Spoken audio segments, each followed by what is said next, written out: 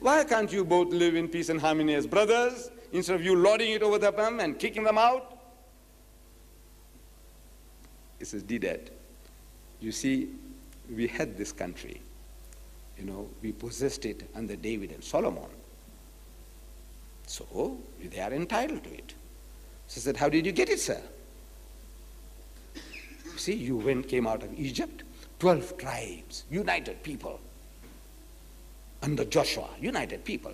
And you go into a village, that village chieftain, you know, they call them kings. You know, a little fellow with 500 people or 200 people living there in the village is a little king. Like the Bantus they have, you know, Nkosi, everywhere, little Nkosi. So they had these Palestinians, they also had the little chiefs. So they went and knocked over one king, conquered him. You are tribes, united tribes, 12 tribes against one little fellow there. And in one day they killed 30 kings. Can you imagine? They conquered 30 different countries.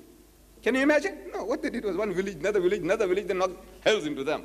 They didn't know that they were a nation. This guy is thinking his village is his country. He's not thinking that, look, those guys are coming along, let us unite and defend ourselves. No, this is mine, he lost it. That guy thinks this is mine and he lost it. And they lost 30 countries in one day. 30 kings, they killed the Jews. They killed 30 Jews. So I said, look, you knocked hells into the people because the people, they didn't know that they were a people. They didn't know that they were a nation. There's only one little chieftain and another little chieftain, you knocked them over and you took the land by force. I said, if that entitles you to that country, because your forefathers, David and Solomon, had it, then we would be entitled to Spain. I said, you know, my forefathers ruled Spain for 800 years. 800 years, the Muslims, and we have, they go today and see the monuments that my forefathers built. They're still there. If we had the power, can we go and reclaim Spain? He said, look, who built the Alhambra? You built it? My forefathers built it. So we go and claim it. I said, the Dutch, can they go back to Indonesia? I said, look, our forefathers ruled it for 300 years. The Portuguese, can they come back to Mozambique? They said, look, our forefathers ruled it for 500 years. Nonsense. But it says, Deedat, we have it. It belongs to us. You know, we got it now. I said, right, how did you get it? Might is right. Is that your principle?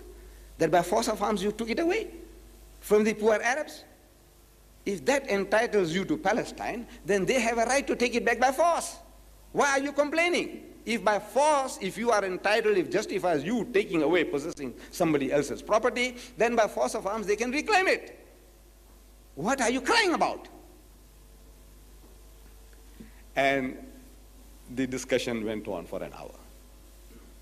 And this boss of mine, with the other Jews, you know, they had sins. There's good-hearted people among them, Allah says. So he says, you know, Deedat, we didn't know that the Arabs had a case. This is his confession. We didn't know. In other words, they program from childhood into believing that this is ours, emotionally, this is ours. So anybody wants to defend his property, say, no, you have no right, you are barbarians, you are thieves and brigands, you have stolen our land, so we have a right to repossess it. He says, Deedat, I want you to write this, and I will publish this in my Temple David magazine. It's a new synagogue of the Reformed Jews in Durban. He was the editor of this Temple David magazine. He said, look, you write what you are telling. You write, and I will publish it for you. I said, Mr. Beer, you know, I can't write. And really, you know, the writing is very difficult for me. Talking is very easy. I like to talk. But writing, what a burden it is, I know. So he said, no, Deedat, you write as you speak, and I will improve it for you. I know he meant well, but we never came to that. What do you think happened the next day, from there on, in the firm? You expect me to be fired, no? No. From the day onwards, I have become Mr. Deedat. Previously it's Deedat. Now it's Mr. He comes in the morning and says, good morning, Mr. Deedat. He goes for lunch and says, good afternoon, Mr. Deedat. Good evening, Mr. Deedat. Deedat becomes Mr. Deedat. Promotion.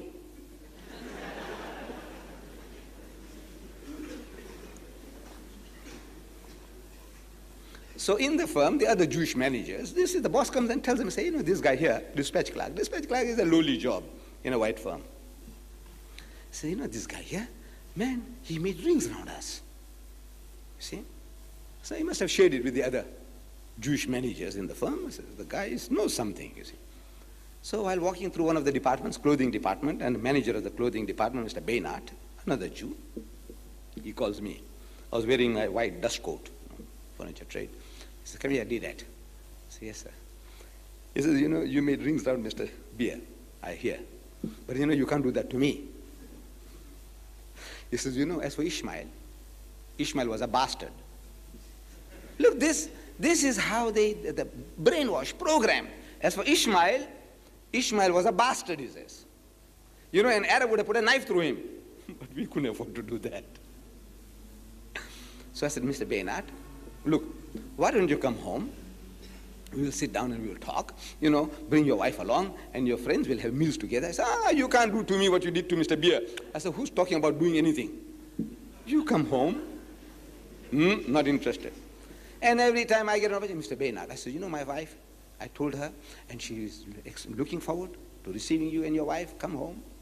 Every time I said, "Look, Mr. Baynard, come. You know, we're waiting for you." So he was persuaded. He comes.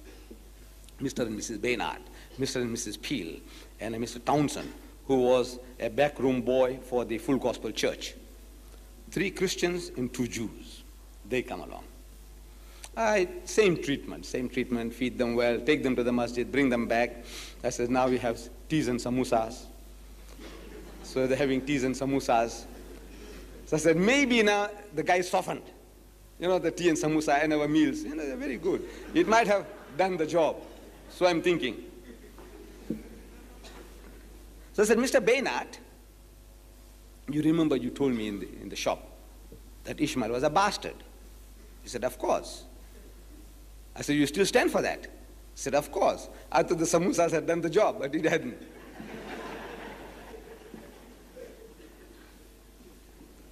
So I said, "All right, Mr. Baynard, tell me now, according to the religion of your religion, Judaism, which is better for a man to marry his own sister and beget child by her, or marry a bondwoman, a slave woman, a negress, and beget child by such a woman?" He said, no, the negress is preferable. According to the religion of Judaism, instead of having your own sister as a wife, you rather have a slave woman, a negress, a bondwoman, because that is what they insinuate, that Hajara, who was actually a princess of Egypt. But this rubbish, they say that she was a slave woman. I said, all right, even a slave woman. Which is better as a wife, your sister or a slave woman, according to your religion? He said, no, the slave woman is preferable. I said, very good. I said, you see, according to the laws of eugenics, inbreeding, which is better for you to have your own sister as a wife, or you have a slave woman, a bondwoman, a negress? He said, no, the negress is preferable. I said, according to your common sense, which is preferable, your own sister or this negress? He said, no, the negress is preferable. This is very good. No, the answers are right, correct. I said, you see, Mr. Baynard, when Abraham and Sarah, husband and wife, when they went to Egypt, it says, and Abimelech, I'm quoting from Genesis chapter 20, verse 12. You can check it up. And Abimelech, the king of Gerar, sent and took Sarah. See, he goes there, and this Sarah was a beautiful Jewess, Hebrew woman, beautiful thing. So this king, you know, he's enamored, he wants her. And there is what is called the prerogative of kings. You know, in the olden days, you see the king has a right to take anybody's wife or mother or daughter, anything he wants to say, I want that woman. You can't say no, otherwise it can kill you. So he's asking Hazrat Ibrahim alayhi salam, according to the Bible, say, this beautiful woman, what is she to you? So Hazrat Ibrahim alayhi salam, according to the Bible, he spoke a lie. He said, she's my sister. So she's your sister, well, send her in to the haram. So he had to send her in. And things went wrong that night, you know, and the fellow couldn't come right with Sarah. We don't know what happened. But next morning, he's frustrated and he's calling Ibrahim, Hazrat Ibrahim alayhi salam, and asking him, say, look, man, because of this woman, I had a sleepless night. Tell me, what is your connection with her? So he said, she's my wife. He said, why did you lie to me? Why didn't you tell me? I wouldn't have done a thing like that. And Hazrat Ibrahim alayhi salam says, according to Genesis chapter 20, verse 12, He said, and yet, indeed, means without doubt. She is my sister. She is the daughter of my father, but not the daughter of my mother. It's different mother, but it's the father's seed. And she became my wife. So she is Abraham's sister, seed coming from the same father. And you say, according to Judaism, according to eugenics, according to common sense, that the negress was preferable. And you say Ishmael is a bastard because he's a child of Hagar, through Hagar, a slave woman. So I said, if Ishmael is a bastard, then Isaac is a greater bastard according to your standards. Look, you have a right to speak like that.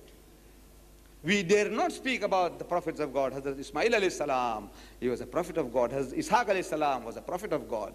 But now you're arguing with the sick mentality. You got to get rid of the sickness. You got to give it to him with a sledgehammer. When it needs a sledgehammer, nothing else will work. If you say my man, my hero is what you say, then yours is worse. Any standard. Now, you know, when you show this, the Quran, the way it speaks about the Bani Israel, it's amazing. You see, in 1967, soon after the Six-Day War, I was around one of these tours of mine, lecturing. And the Jewish society here, students of the university, they saw some of our adverts, like you might have seen in the Argus. They stopped it. They said, one advert, no more. Some Christians, you know, they went and complained. So they said, no, we are paying for it through our noses. But said, no, they won't have another advert of ours. We couldn't have given to the Herald because we knew they wouldn't put it in. So we have to advertise by word of mouth, what we are doing now. So please go and tell your friends and bring your Christian friends and your Muslim friends. Bring them along to tomorrow night in the city hall. Crucifixion or crucifixion. So they saw some of our adverts in the newspapers and they phoned the organizers then. He says, look man, this Mr. Deedat of yours, won't he come and speak to us in our clubhouse in Rondebosch? They had purchased a church. The Jewish boys had purchased a church and made it into a club. We would like him to come and speak to us. Actually, at the back of the mind, it was soon after the Six-Day War. They wanted to see how the Muslim cringed before them. You see, well, you know, you gave knocked health into us. And cry and bewail, oh, so we'll fix you up in the future, we'll do this and we'll do that. They wanted to enjoy, get sadistic pleasure, you see, in working upon us. They want to know whether Mr. Deedat will come and speak. Oh, they asked me, I said, yes. This is my privilege. I can't say no. There's a sickness I have. And according to the appointment, we go there, and the chairman introduces me to the audience, Mr. Deedat, you know, the great man from Durban of the Islamic Propagation Center, and so on, so on, so on, so. And now